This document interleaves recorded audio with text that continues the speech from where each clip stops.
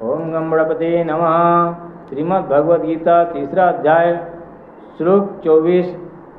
उषिदे युरिमेत लोका न कुर्यं कर्म चेदहम शंकरस्य च कर्ता स्यामुपहन्यामिमा प्रजा।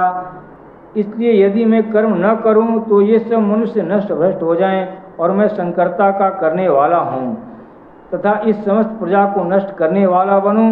सक्ता कर्मण्य विद्वांसो यथा कुर्वन्ति भारत कुर्याद् विद्वांस तथा सक्तश्चिकीर्षु लोक संग्रहम।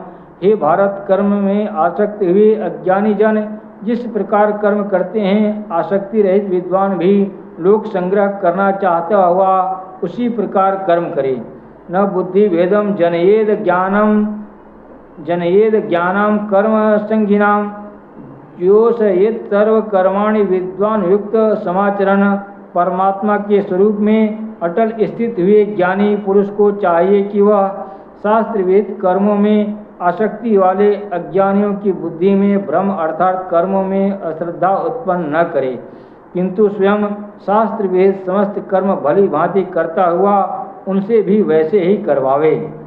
प्रकृतिर्क्रियमाणानि गुण कर्माणि सर्वशः अहंकार यूणात्मक कर्ता मिति मन्यते। वास्तव में संपूर्ण कर्म सब प्रकार से प्रकृति के गुणों द्वारा किए जाते हैं, तो भी जिसका अंतःकरण अहंकार से मोहित हो रहा है, ऐसे अज्ञानी मैं करता हूँ ऐसा मानता है।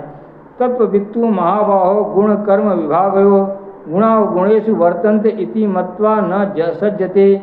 परंतु हे महाबाहो, गुण विभाग और कर्म विभाग के तत्व को जानने वाला ज्ञान योगी संपूर्ण गुण ही गुणों में बरत रहे हैं ऐसा समझकर उसमें आसक्त नहीं होता। प्रकृतिर्गुण सम्मूढ़ा सज्जन्ते गुण कर्मसु तान कृष्णन विदो मंदान कृष्णन भिन्न विचालयेत।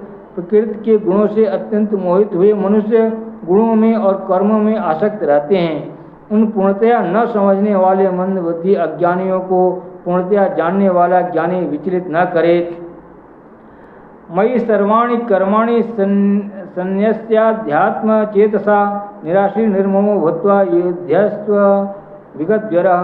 मुझ अंतर्यामी परमात्मा में लगे हुए चित्त द्वारा संपूर्ण कर्मों को मुझ में अर्पण करके आशा रहित, ममता रहित और संताप रहित होकर युद्ध कर। ये में मतमिदं नित्यं नुतिष्ठन्ति मानवा श्रद्धावन्तो अनसूयन्तो मुच्यन्ते ते अपि कर्म भी। जो कोई मनुष्य दोष दृष्टि से रहित और श्रद्धा युक्त होकर मेरे इस मत का सदा अनुसरण करते हैं, वे भी संपूर्ण कर्मों से छूट जाते हैं।